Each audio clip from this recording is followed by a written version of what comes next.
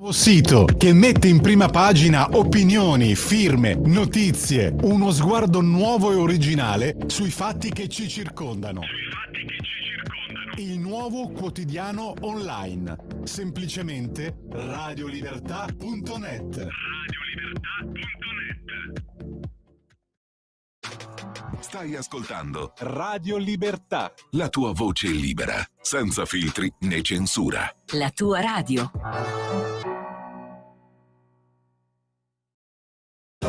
Va ora in onda Cultura Popolare Italiana.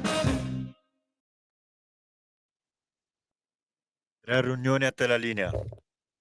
Grazie regista. Oggi parliamo di Quaresima, di spirito della Quaresima.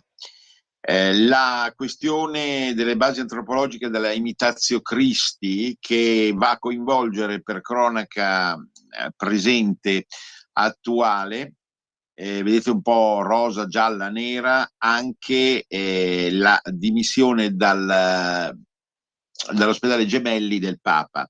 L'ultima notizia piuttosto triste è che al posto del Papa è stato ricoverato Sgarbi, Vittorio Sgarbi, il Papa stavo per dire degli intellettuali, ma non vorrei metterlo sopra un piedistallo, dei critici d'arte. Ricoverato lui, mentre proprio il Papa lascia clamorosamente la clinica. Ma questo va reinserito in un discorso tipico della cultura popolare e di chi la studia, della imitatio Christi, appunto, morte e resurrezione, che è poi la chiave di interpretazione proprio della Quaresima. Parleremo anche di Sant'Augusto, che è uno di quei santi che richiamano gli imperatori. Abbiamo visto Costantino, ma non si santifica qui l'imperatore, sarebbe assurdo da parte della Chiesa, anche se in fondo ai romani piace tanto, ed è giusto che sia così. Per 47 è morto che parla il caso incredibile di Marileno Fusetti. Marileno Fusetti è stato un campione della Juventus, ma è morto purtroppo qualche giorno fa da barbone, finendo malissimo i suoi giorni. Questo a dimostrazione, anche qui, se ce ne fosse bisogno, di come sia labile il confine fra gloria e oblio. E ancora, come vedete dal promo, Mina compie 85 anni domani mattina, quindi è arrivata a quest'altro traguardo eccezionale, la regina. Oggi parliamo di papi, re, regine, della regina della canzone italiana, 85 anni.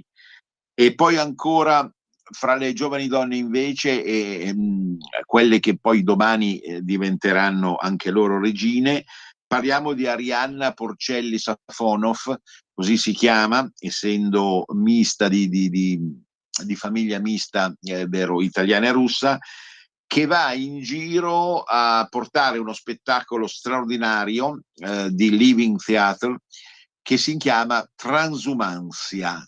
Non è alla spagnola, sarebbe transumanza se facessimo riferimento al noto fenomeno tipicamente da cultura popolare della passeggiata degli animali attraverso grazie al pastore che li guida, tipico dell'Appennino. Lei va sull'Appennino, parte dalle Alpi ma va sull'Appennino, incominciando dalla Romagna, a portare l'ansia della transumanza, appunto, ma vedremo di che si tratta. È comunque una nota realser, cioè diciamo abitante del Reel, Facebook e quant'altro. E ancora i 50 anni del FAI, il Fondo Ambiente Italiano compie adesso in primavera 50 anni, e sicuramente il Fondo Ambiente Italiano ha dato molto alla cultura ambientalista come recupero straordinario di paesaggi, ambienti, situazioni, contesti che altrimenti avrebbero raggiunto il massimo degrado. E allora la Quaresima è iniziata. Noi abbiamo già speso diverse trasmissioni negli anni passati proprio di cultura popolare per parlare della Quaresima. La Quaresima sono 40 giorni, alias quarantena, e richiama appunto quel periodo in cui appunto i malati, scendendo dalle navi, erano costretti a passare in assoluta solitudine per non contagiare magari di peste, chissà, gli altri. Quindi, partendo da questa idea, in riferimento soprattutto al tessuto evangelico, è ovvio che la Quaresima siano i 40 giorni che vanno da mercoledì delle ceneri fino alla Pasqua. Il periodo, quest'anno contrassegnato tra l'altro da numerose piogge e ancora un freddo intenso, si prospetta particolarmente triste e insomma vulnerabile alle insidie della melanconia, in conseguenza di alcuni fatti, soprattutto sembra che non si riesca a sciogliere questo nodo di gordio delle guerre che sono in corso, quella ebraico-palestinese e quella ucraino-russa, ci torniamo dopo, voi capirete perché, ma anche figure particolarmente autorevoli e magistrali, nel bene e nel male si intende, come il Papa, vivono momenti di ansia e di accorata sollecitudine da parte di tutti per capire appunto la salute e il destino. Qui appunto soccorre in clima di Quaresima e quindi su uno sfondo che solitamente è dedicato alla penitenza e all'autoriflessione, e che quindi fa cucire assieme la psicanalisi con la fede, paradossalmente, intendendo sempre che non c'è mai qualcosa che non ragioni secondo un doppio binario, che è umano e divino al tempo stesso, e che il rapporto col sacro si sostanzia in fondo di proiezioni della nostra stessa umanità. Ecco, su questa scorta vorrei soffermarmi sulle basi antropologiche, cioè praticamente di cultura popolare e umana in senso lato, della imitatio Christi. Che cosa vuol dire imitatio Christi? Vuol dire che tendenzialmente ciascun essere umano cerca di imitare Dio. All'interno di ogni religione ci sono dei miti in cui questa imitazione del divino da parte dell'umano diventa più evidente e assurge appunto anche e soprattutto a linea guida della stessa Quaresima, ma anche più in generale di una vita che vuole essere da parte nostra in qualche modo consacrata. È una spinta che viene dal basso e potrebbe anche non esistere Dio o nessuna verità religiosa, ma noi dovremmo vivere quasi per un senso di colpa e per espletare questa forma di rimorso in una certa maniera. Ecco allora scattare l'imitazione del Dio, l'imitazione degli dei, per gli antichi greci naturalmente, o romani, per gli antichi celti naturalmente, c'erano fenomeni di imitazione, cioè è una situazione ricorrente all'interno dell'animo umano in ogni civiltà. Per il mondo buddista la cosiddetta illuminazione, il processo di illuminazione è in fondo appunto un tentativo di assomigliare a Buddha. Per tantissime altre religioni a sfondo totemico c'è questo slancio che ci fa quasi rappresentare la forza di un animale nel suo fulgore. Per quanto riguarda il cristianesimo, tenuto conto appunto del periodo che stiamo vivendo, assistiamo ad una vera e propria imitatio Christi. In che cosa consiste alla fine questa imitatio Christi? Per la cultura popolare consiste proprio nel fatto di cercare di eseguire le stesse scelte, molto fra virgolette, di quello che viene ritenuto il massimo rappresentante della divinità.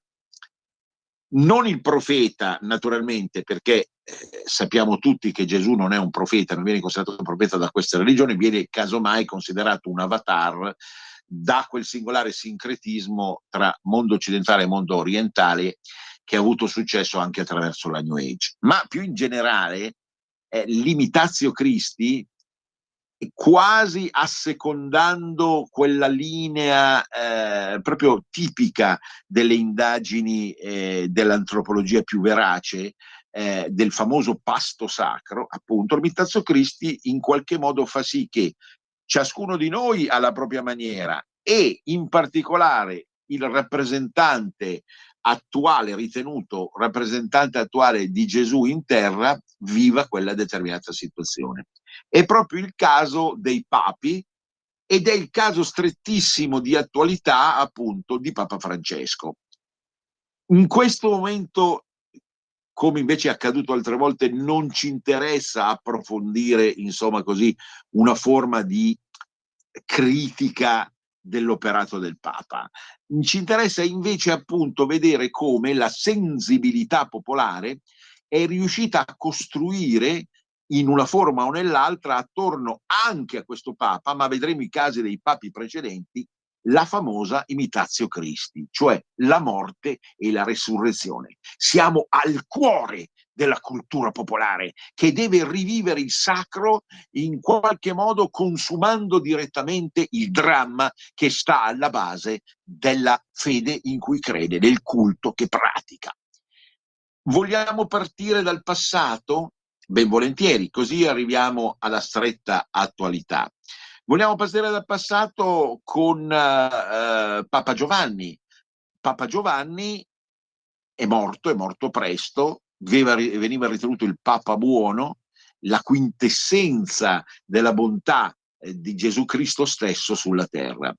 È morto precocemente, è stato a capo della Chiesa soltanto un lustro o poco più, e nel momento stesso in cui è morto, appunto, qualcuno nel mondo popolare naturalmente ha pensato appunto ad una forma di autocrocifissione sul piano morale, ma soprattutto, ed è l'aspetto più importante, nel riesumare la salma di Giovanni, di Papa Giovanni, sapete il famoso Papa Roncalli di Bergamo, tra l'altro l'ultimo Papa padano assieme a Paolo VI.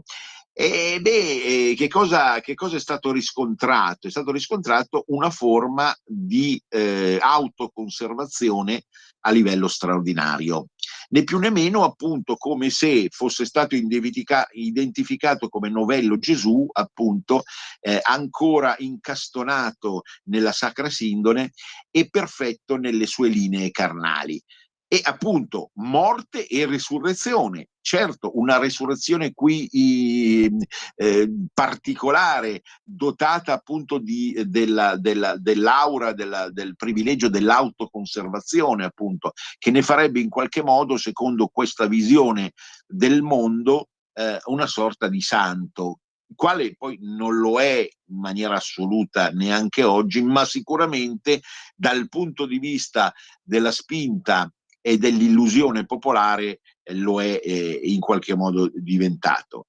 E così abbiamo il primo caso, che è un caso, tra l'altro, che sottolinea anche come dopo il Concilio Vaticano Ecumenico II non sia venuta meno la tradizione in assoluto. Certo, la sensibilità nei confronti del rito, di alcune credenze teologiche forti, di alcuni presupposti tipici della fede, le feste, la liturgia, è scemata ed è risultata meno coinvolgente e meno interessante, con tutto quello che ne consegue. Qualcuno dà un giudizio molto negativo di tutto questo. Voi sapete, nel contesto dei cosiddetti catto-tradizionalisti, la sede papale sarebbe addirittura vacante.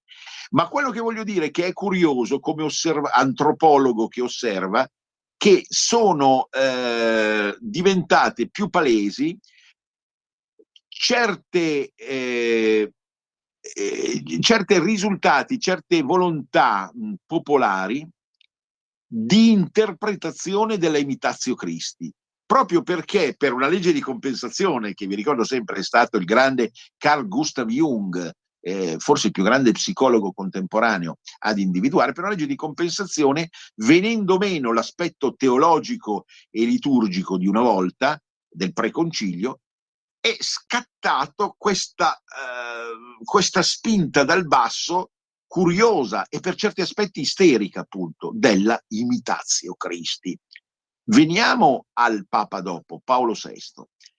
Paolo VI era stato stigmatizzato come il Papa della tristezza, il Papa della melanconia. Qualcuno addirittura disse che fosse in qualche modo infestato dal demonio, al punto che lui stesso aveva proclamato la famosa frase: ho sentito il fumo di Satana entrare nella Chiesa. Ma questo rapporto fra Cristo e Satana rimane fortissimo e rimarrà fortissimo fino ai nostri giorni, al punto appunto che Paolo VI sembrava morto prima di morire in conseguenza del famoso affaire Moreau. L'affaire Moreau, come lo chiamava Leonardo Sciascia, uno dei più grandi scrittori italofoni contemporanei, era proprio quello di immedesimarsi quasi nel destino dello stesso Moro, e quindi di calarsi in una sorta di al di là ipotetico e macabro, proprio dal 9 maggio del 78, quando era stata scoperta la salma dell'onorevole Moro. Quello che venne dopo, raccontato in tantissimi film, fu una straziante depressione che colse appunto il Papa fino alla morte reale nell'estate dello stesso 78. Il gioco di 3-4 mesi in cui naturalmente questo fenomeno dell'imitatio Christi si è fatto sentire in maniera paradossale e gravissima, appunto, attraverso comportamenti fortemente depressivi, autopunitivi dello stesso Paolo VI, appunto, che ha lasciato definitivamente questo mondo per raggiungere evidentemente una dimensione ultra nella quale appunto avrebbe anche lui un posto di privilegio. Ma chi è arrivato dopo Paolo VI? È arrivato Papa Luciani. Moltissimi, qui ho ricordo personale naturalmente di quando ero giovane, moltissimi giornali, anche di sinistra, osservarono appunto il numero dei giorni in cui Papa Luciani, ricorderete appunto Albino Luciani, Giovanni Paolo I, il sacerdote, il già sacerdote bellunese, diciamo da un carattere molto disponibile e sorridente, appunto fu trovato morto dopo 33 giorni. Ancora oggi si indaga, e sono usciti tantissimi libri, se per caso una certa dose di veleno, è vero, aveva attraversato il suo stomaco in conseguenza di quel famoso caffè preparato da una certa suora. Ma noi anche qui non ci interessa esattamente come siano andate le cose, anche se è abbastanza turbante la faccenda, ma ci interessa che quei 33 giorni assomigliano ai 33 anni della vita di Cristo. Imitatio Christi! Imitatio Christi! Anche lui, anche Papa Luciani, diciamo, Luciano non è proprio un lapsus freudiano per la familiarità con cui venne trattato, e quindi anche lui aveva in qualche modo vissuto questa parabola incredibile del 33, che lo aveva pur ridotto da anni a giorni, insomma, ad una fine incredibile, appunto, che se paragoniamo la civiltà del Cristo vivente di allora a quella dopo, era stata interpretata proprio come una ferita a morte, attraverso una congiura e una sorta appunto di soldato romano che aveva ideato l'idea del caffè al veleno. Tematica che poi è ritornata anche con Sindona in Italia e fa parte dei misteri italiani, no? Adesso arriva il cantante vero estone all'Eurofestival che parla di caffè macchiato, non senza riferimento proprio a questo gusto tutto italiano di avvelenare, dal suo punto di vista, di avvelenare le persone. Ma se riprendiamo questo fil rouge dei papi, dopo il Papa Giovanni Paolo I, ecco Albino Luciani, che muore inopinatamente, no? Quasi crocifisso, perché nell'interpretazione popolare, non di destra o di sinistra, che è già un artificio, l'interpretazione popolare di allora, siamo nel 78, siamo nell'autunno del 78, in qualche modo era stato sacrificato a Dio, è proprio né più né meno di un agnello. Agnus Dei qui tollit peccata mundi. Ecco come si costruisce la narrazione popolare. Andiamo avanti. Nell'ottobre del 78, dopo qualche fumata nera e nuova fumata bianca, con l'arrivo di Papa Wojtyla, Papa Giovanni Paolo II. Qui la carriera è lunga, è lunghissima. Si parla di 27 anni. Una carriera in cui, dopo anni fulgenti, lo ricorderete a sciare assieme a Pertini, lo ricorderete in giro per il mondo a portare parole di saggezza che furono anche fortemente politiche per la distruzione del pensiero marxista che lui riuscì a concretizzare. Ecco che attorno alla fine del secolo, in una sorta, ricorderete, no, di baco del millennio, cioè di sensazione di fine della storia, dell'umanità, di tregenda finale, di catastrofe, come dicono i tedeschi, ecco, in quel contesto, in quella situazione, lui si ammala, deperisce, e viene vissuto un giubileo. Siamo qui in un nuovo giubileo, quindi è giusto parlare anche di questo, il giubileo del 2000, in cui lui fa fatica a parlare, si esprime più con i gesti che con le parole. È la morte immaginata sempre per imitatio Christi. Quindi colui che era stato il più sano, il più bello, il più bravo, il più forte, il più giusto, Papa Wojtyla, improvvisamente muore come era morto immaginariamente Paolo VI negli ultimi mesi. Qui ci vogliono degli anni, la morte è sofferente, atroce, è un misto di depressione e di decadenza fisica. Anche questo è un aspetto importante della religione. La religione non usa soltanto linguaggi angelici, usa linguaggi che appartengono al genere giallo, al genere horror, e quindi la marcescenza del fisico è un elemento fondamentale, appunto, che ricorre, certo tristemente, dolorosamente, quanti pianti, quanti osanna per quella decadenza degli ultimi anni, finché appunto nel 2005 il Papa muore realmente.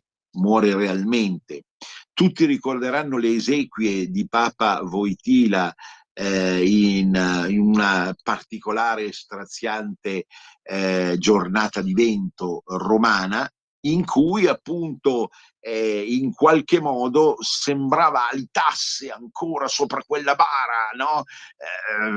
Il grido, la potenza della voce di Papa Wojtyla, no? Se un giorno sbaglierò, mi corrigerete!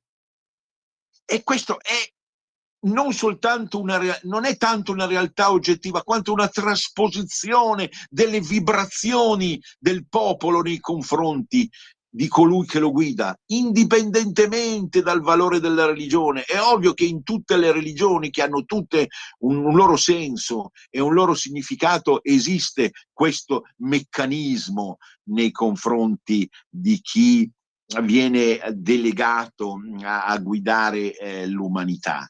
Ma non è finita ancora.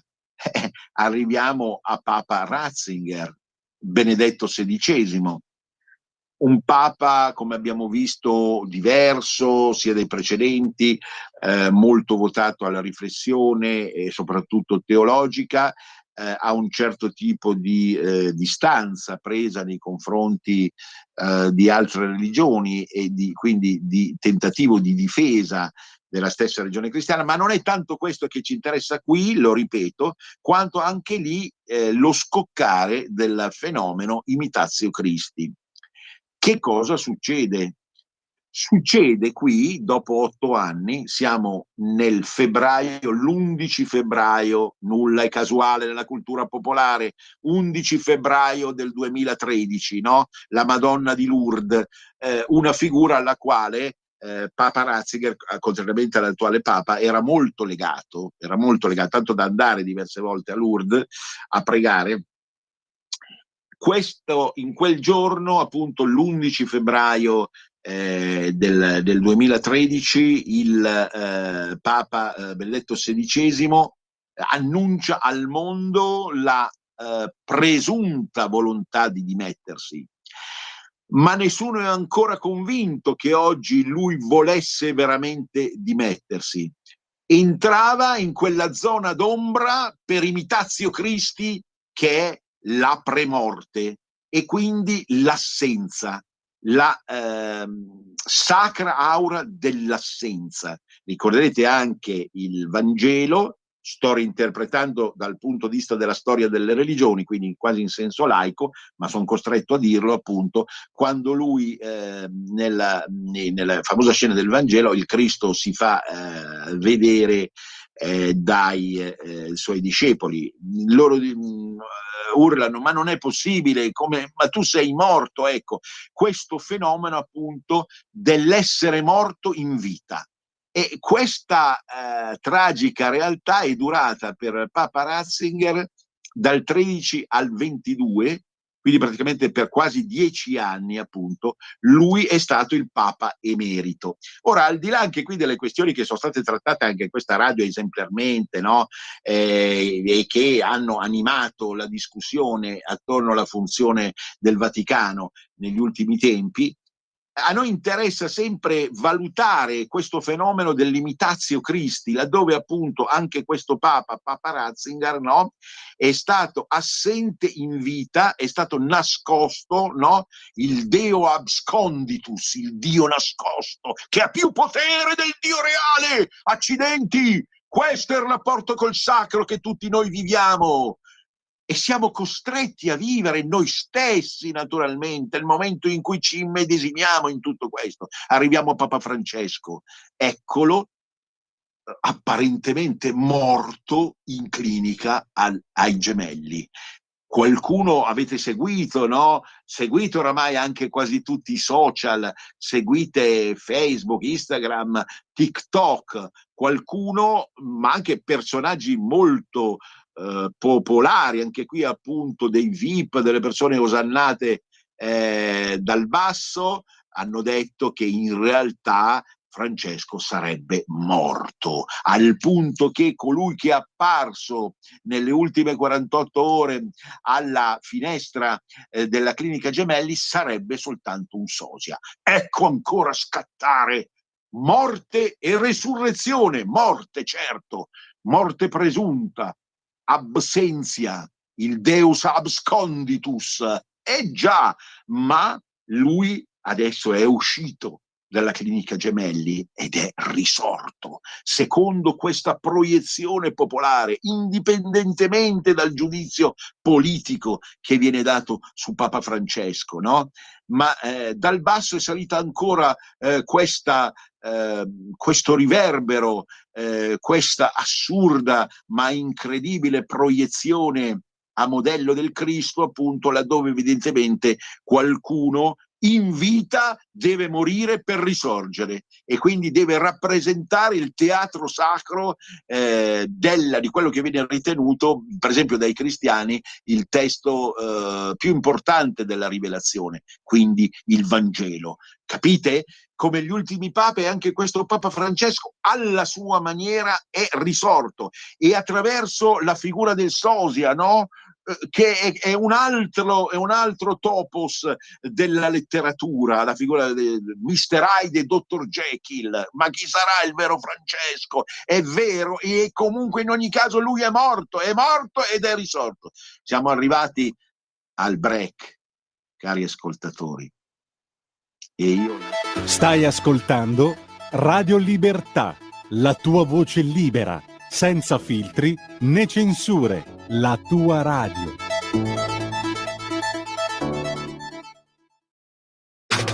Stai ascoltando Radio Libertà. la tua voce libera, senza filtri né censura. La tua radio.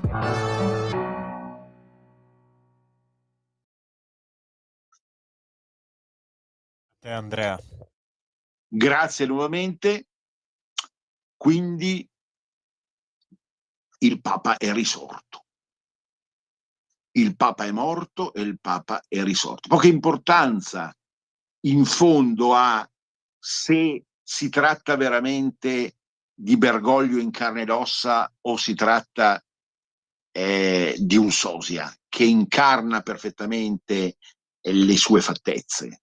E quindi si rivolge al suo popolo, evidentemente, che si è pasciuto di questa ebbrezza dionisiaca.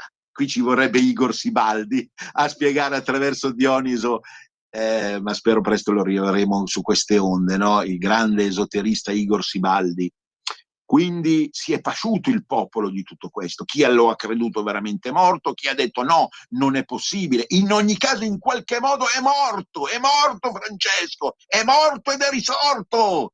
Certo, qualcuno dei catto-tradizionalisti si è augurato in qualche maniera, appunto, che riuscisse a vivere, ma dicono quelli, battuta un po' satanica, se mi permettete, a convertirsi prima di morire al cattolicesimo. Vabbè, vi voglio solo far ridere, non credo a niente di definitivo, non esiste la verità, no?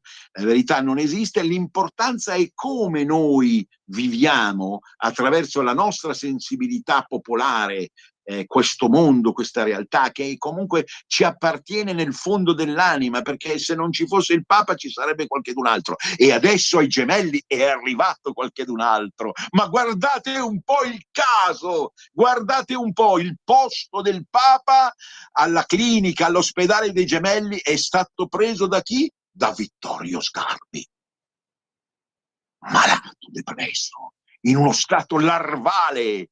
Ma chi è Vittorio Sgarbi? È il Papa degli intellettuali. Certo, non è una classifica questa, anche se molti lo hanno invidiato proprio per la sovraesposizione mediatica e la possibilità da parte loro non riuscita di arrivare a cotanta fama e a cotanta gloria.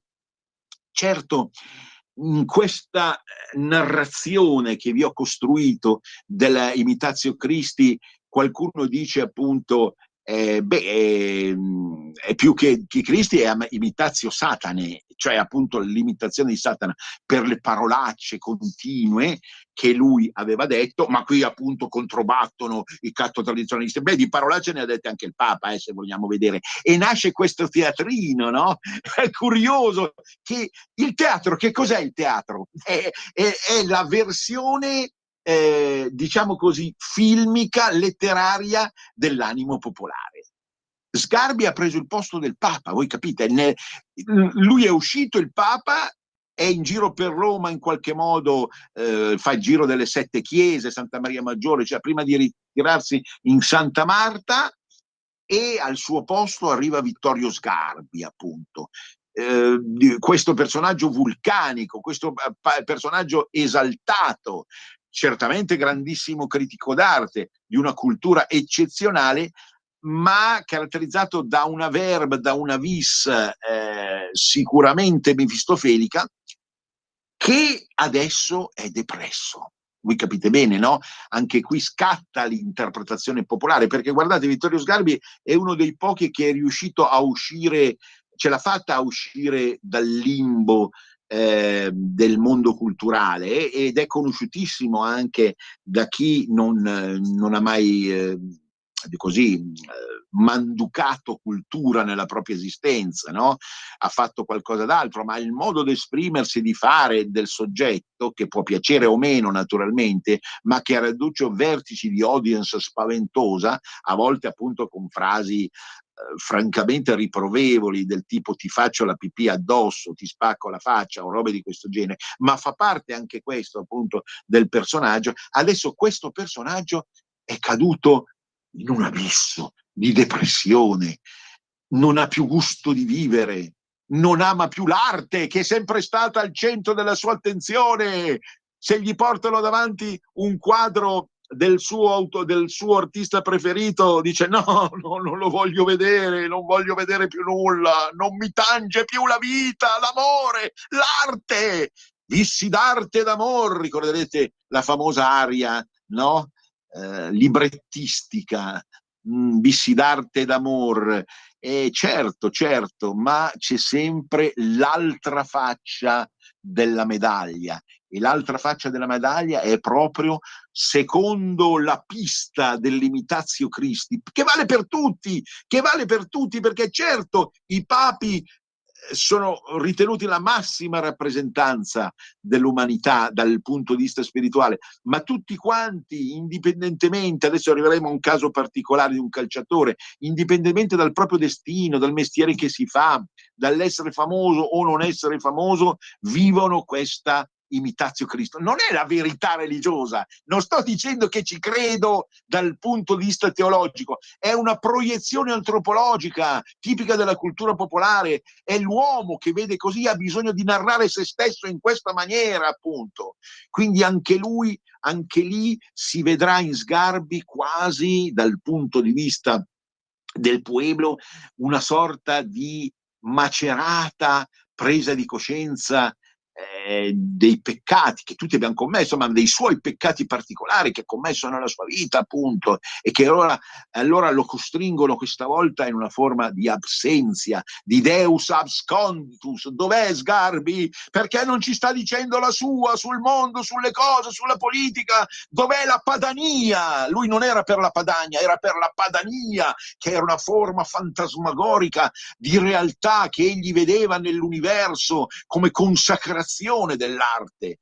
Quindi, vedete, e poi mi dite che il leghismo non è stato amato, non è stato conosciuto. E allora di che cosa stiamo parlando? Di un uomo che adesso si trova a vivere questa sorta di crocifissione, di autocrocifissione, perché certo il gusto popolare è sempre quello che vede una forma di pentimento, di presunto pentimento e di crucefice, no? Di battersi il petto praticamente. Ecco, e mi fermo qui nell'augurare a Vittorio una pronta rinascita, una pronta resurrezione, Vittorio.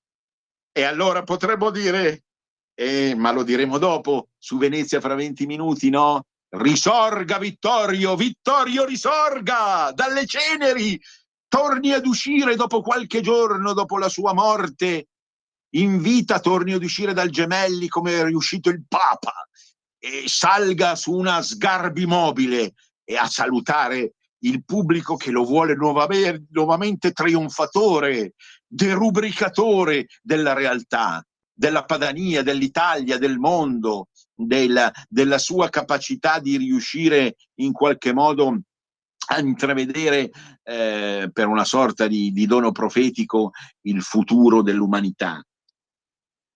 E quindi vedete come tutti questi fattori si intreccino fra di loro e costituiscono il tessuto della nostra contemporaneità, che vive certamente continuamente di morti e di risurrezione. Pensate agli attori, alle attrici, abbiamo parlato recentemente di attori e attrici scomparsi prematuramente, ma che riescono a vivere per una sorta di imitatio Christi, perché la divinità, certo dal punto di vista terreno sarà blasfemia, ma in realtà succede così, può adeguarsi, può immedesimarsi in tanti personaggi che noi continuiamo a vedere come gli antichi dei, come i greci e i romani vedevano i loro dei, che tutti, ricordiamo, avevano vissuto anche loro fenomeno di morte e resurrezione. Pensiamo a Cronos che mangia i suoi figli prima di morire, pensiamo a Giove che rischia di bruciarsi con la sua stessa saetta, pensiamo a tantissimi altri dei, perché questa è la logica della religio, appunto. Religio lega l'umanità a Dio, proiettando la volontà dell'umano, e non è una battuta contro la religione o contro la mitologia, perché nulla toglie alla presenza, alla sostanza di Dio stesso, ma il modo di correlarsi a lui rimane un modo umano, un modo da cultura popolare. Sant'Augusto, per esempio, ve lo citavo prima, fra qualche giorno è Sant'Augusto.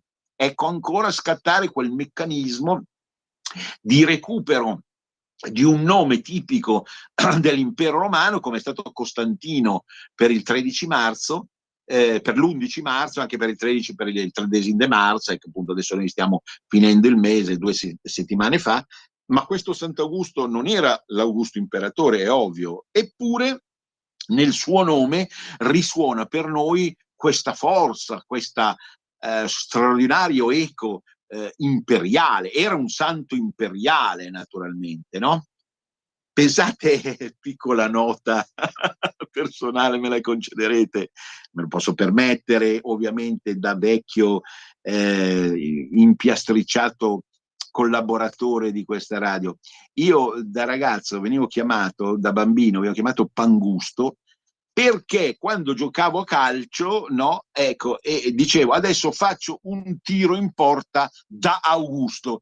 E qui un'altra caratteristica della cultura popolare, infantile. Il popolo è infantile, ma è giusto che sia così. Storce i nomi vanno distorti, non è ignoranza, è veggenza. E così mi chiamavano Pangusto, non mi chiamavano Augusto, perché citavo questa battuta buttando il rigore in rete, no? Ma mi chiamavano Pangusto, che è ancora meglio in qualche modo.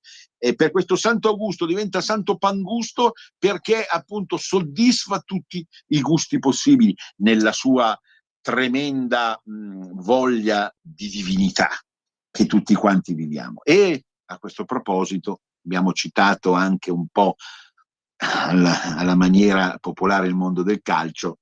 Vorrei parlare di Marileno Fusetti. Ma chi è Marileno Fusetti? È morto alla fine di febbraio.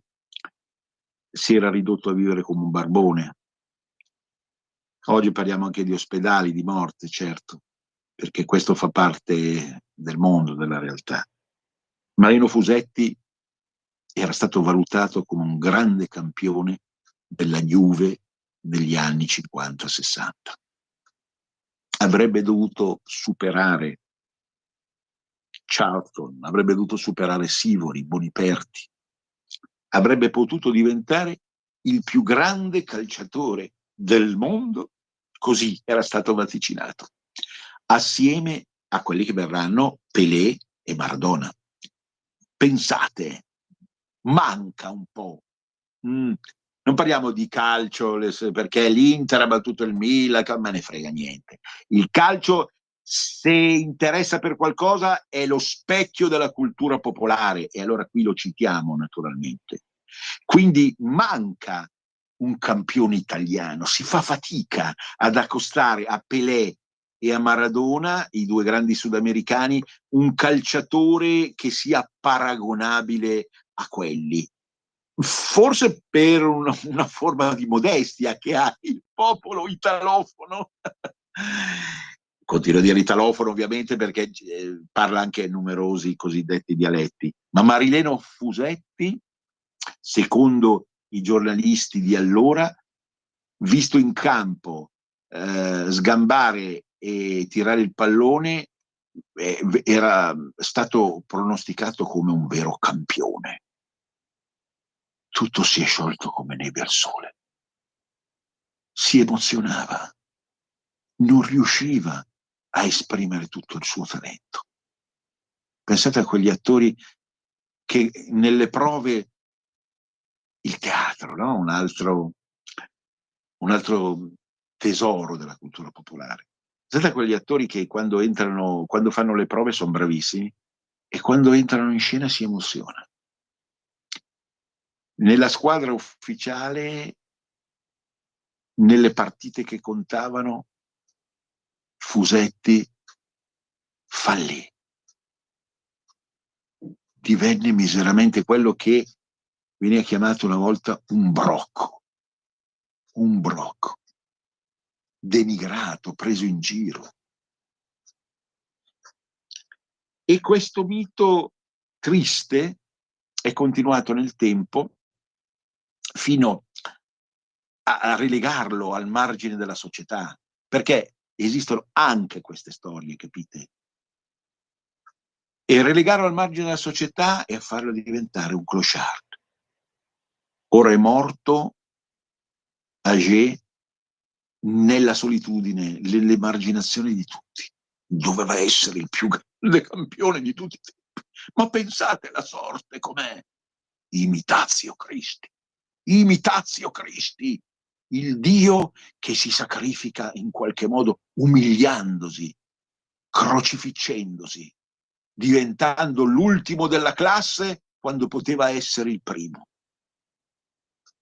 Certo, noi siamo abituati alla società del successo, appunto, a sentirci raccontare quanti dischi ha venduto il tal cantante. Siamo abituati a vedere casomai casi contrari in cui dal nulla si diventa dei giganti, appunto, come il caso di Lucio Corsi, che ora rappresenterà l'Italia all'Eurofestival. Siamo abituati a sentirci raccontare come appunto le scalate nelle società, nelle aziende, al cinema come appunto nello sport permettono di acquisire una montagna di soldi indecifrabile, incommensurabile, appunto, anche se poi in fondo noi non sappiamo cosa c'è dietro quella maschera, perché come diceva Pirandello, noi siamo solo delle maschere, tranquilli, non siamo veramente vivi, siamo delle maschere indossate da dei morti viventi, imitatio Christi. Mariano Fusetti si è spento tristemente in un ospedale, ma paradossalmente un po' come ricordate quelle maglie nere del ciclismo, quelli che arrivavano sempre ultimi, sono ricordati ancora oggi assieme ai primi. Sì, perché poi tra l'altro la cronaca della Milano-Sanremo degli ultimi giorni ci insegna un'altra cosa, che abbiamo trovato finalmente l'eterno secondo. Beh, ci mancava, ma lo sport italiano è fatto da eterni secondi, da eterne maglie nere. Chi è Filippo Ganna? Filippo Ganna, l'uomo più veloce al mondo. Vedete com'è ironica la narrazione popolare, continua ad arrivare secondo nelle corse in linea, che non sono a cronometro, ma ovviamente richiedono una certa capacità, ma non quella capacità che ha lui, che è quella della velocità pura, naturalmente, l'uomo più veloce al mondo, di Verbania, Filippo Ganna. Ma anche lì c'è qualcosa, appunto, come di una sorta di sacrificio, di umiliazione che riscontriamo nel personaggio. Oggi Mina Mazzini compie 80 anni. No, domani mattina. Ma voi sapete che spesso e volentieri, secondo la conoscenza astrologica, l'arrivo del Sole sul Sole precede il giorno in cui è stato decodificato il compleanno reale. Quindi lei è nata il 25 marzo di 85 anni fa, ma può cominciare a festeggiarlo adesso, anche perché è ritornato il Sole, spia forse della sua luminosità.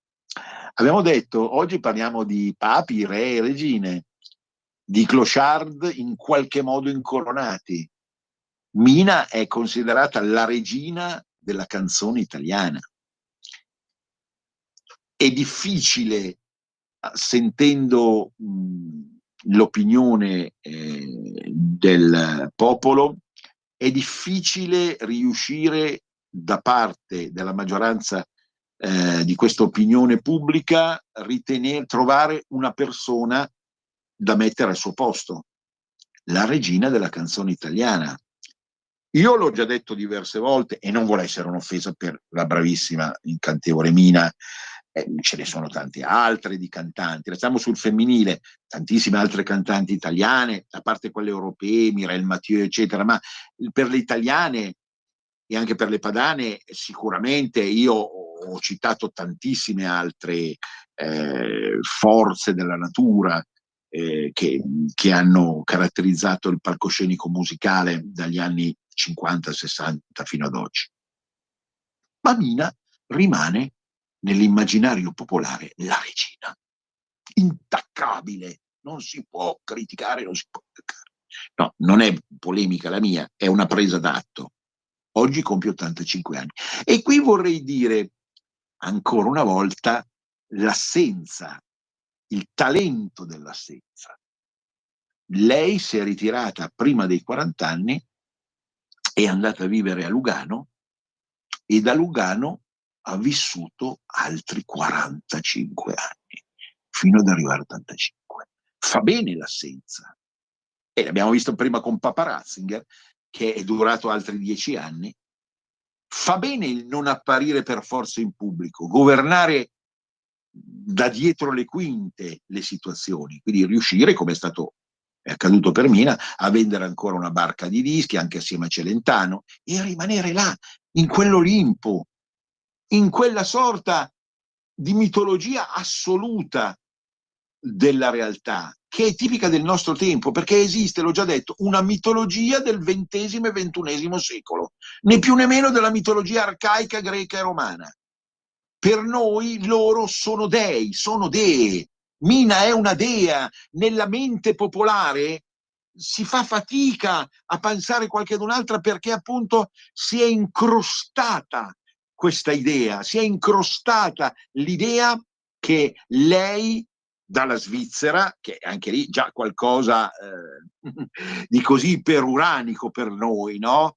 Criticata tantissimo per i motivi che sapete, ma al tempo stesso invidiata, perché sai, tu dove vivi? Io vivo in Svizzera, cioè, capito? Sono a un livello un po' alto, vivo sull'Olimpo, non alle foci del fiume Po o a Salonico. Quindi Mina, auguri, 85, siamo arrivati a 85, capite? E già, insomma, è significativo. E tutto questo non volersi fare vedere, che è stato anche criticato naturalmente, no? Perché in qualche modo, ricordate cosa ho detto 20 minuti fa, il popolo gusta quella marcescenza della carne. C'è un aspetto criminale in ciascuno di noi nel vedere gli altri invecchiare, imbruttire, sfasciarsi. E questo no, non è accaduto, perché sappiamo che lei, Mina, è leggermente più pesante come fisico rispetto allora, però ci è rimasta in testa, avete visto il promo della trasmissione di oggi, ci è rimasta in testa così come era a 30 anni, a 35 anni, alta, no? E lì a Studio 1, in TV o in altre, alla Bussola, ci è rimasta in faccia, in testa quella Mina lì, naturalmente. E anche questo fa parte di questo mito straordinario. Morte e resurrezione per sempre. Un'altra donna molto più giovane, Arianna Porcelli Safonov, che vive attualmente in Liguria, sull'Appennino lirico, ligure, lirico, lapsus freudiano, ma ha deciso di fare una ottima performance che si chiama transumanza, cioè ansia di transumanza, lungo tutto l'Appennino italiano, iniziando dalla Romagna. È una performance particolare, voi se la conoscete attraverso Facebook, perché appunto anche con video tratti dal teatro, dai teatri dove ogni tanto va, approfondisce alla sua maniera a livello satirico la realtà. Ovviamente molto brava, riesce a cogliere quelli che sono soprattutto i difetti del mondo italofono. Questa volta ha deciso di vivere en plein air la sua esperienza, ci saranno addirittura delle passeggiate nei boschi con tutti gli spettatori E questa lì in teatro, appunto, che lei ha deciso di abbracciare in maniera clamorosa e che la porterà probabilmente a diventare definitivamente famosa, no? Con le sue battute, con le sue improvvise inversioni di senso, perché lei ha come tema in Transumansia, questa permorsa che durerà mesi lungo l'Appennino per tutta Italia, ha come tema l'economia a chilometri zero, che è uno dei suoi cavalli di battaglia, ma appunto in riferimento alla transumanza il sottinteso che, tipico della cultura popolare anche questo, che siamo tutti transumanti, siamo dei nomadi dentro e abbiamo bisogno appunto di passare da un bosco all'altro, da un teatro all'altro, da una casa all'altra, da una realtà all'altra, perché la transumanza è quello che ancora ci lega atavicamente a quelle stesse pecore, a quelle stesse capre, Sgarbi docet, che sono state portate in giro dai pastori. Ricorderete D'Annunzio, no? La sua bellissima poesia sui pastori. Ho visto un video su Facebook, oramai i social sono all'ordine del giorno, in cui si parla male di D'Annunzio, era un fascista, ma non è vero, non era fascista, anzi contrastava il duce, ma come impostazione tutti lo riducono oggi a fascista. Può non piacere D'Annunzio, non sto dicendo che è il più grande poeta, però è riuscito a entrare nelle antologie anche governate, coordinate da intellettuali di sinistra, quindi abbiate pazienza, D'Annunzio ci rimarrà per sempre. 50 anni del FAI, il Fondo Ambiente Italiano compie 50 anni, 50 anni sono tanti, ha fatto tanta roba. Attualmente abbiamo un conductor che di nome e di fatto Magnifico, si chiama Magnifico, è molto bravo nell'illustrare i vanti, fa bene, certo, naturalmente, a spiegarci cosa ha fatto il FAI in questi 50 anni, ha fatto di tutto, ha messo a posto l'Italia, alcuni luoghi disastrati per colpa dell'uomo, della natura, dalle Alpi alla Sicilia, e il Fondo Ambiente Italiano poi fa in primavera, ormai manca poco, quelle giornate in cui si visitano i monumenti, quindi c'è un rapporto anche un po' con una dimensione artistica molto forte, e altre iniziative verranno preannunciate proprio in questa occasione nei prossimi giorni. Magnifico il responsabile di questa macchina da guerra, oserei dire, perché il FAI mi permette, anche rispetto al Touring Club, al quale io sono abbonato, si è riuscito anche a distinguere di più, perché nella concorrenza fra i due, in qualche modo il Touring fa fatica a far sapere bene tutte le sue iniziative. È qualcosa di più aristocratico il Touring rispetto al FAI, e ancora una volta destra e sinistra non c'entra niente. Noi ci avviamo alla conclusione.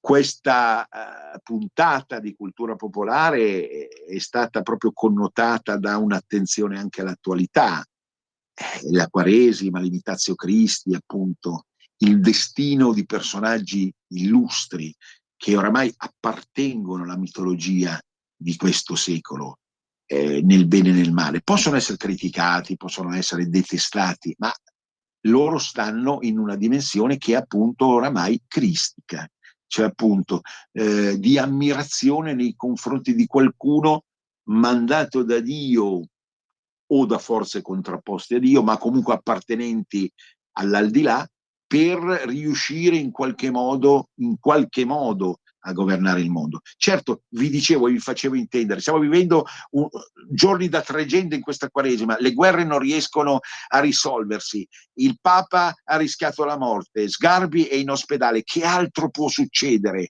Ma siamo noi, è il nostro animo che sta imbastendo questo incredibile teatro della vita, del destino, dell'universo. Grande abbraccio a tutti. Venezia risorga, risorga Venezia!